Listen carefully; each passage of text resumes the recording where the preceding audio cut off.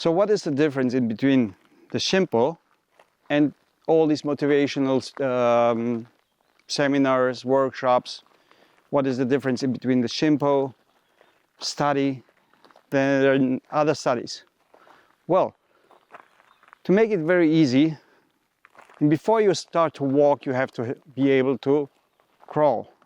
And then before that, well, you should be able to move your muscles. So one step by the other will bring you towards walking, and later on you can run. So it's the same about the system. So it teaches you, it explains you why things are the way they are in our world.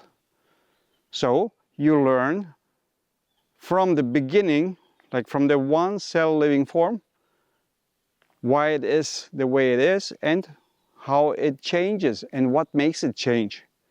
So if you do understand the system, everything you have as a question, you will find as an answer by understanding how to get to the answer out of the question.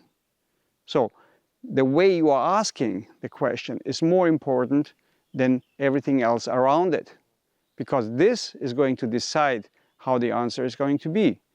And the system is going to provide you the answer so you can understand it by logical thinking and experiencing it in the outside world. So everything you have is already in you. The understanding you have to work for to be able to get it logical step by step. And then there is no mystery in your life anymore. You are the one who have everything you need. You just have to allow yourself to experience it. So it's like reading. You will be taught the alphabet, and then you can connect the letters to words, to sentences, and it's your decision what kind of a book you want to read, what the subject is in the book, or you can decide to write your own book of life. You just learn the letters, and how you are going to use them, it's fully up to you.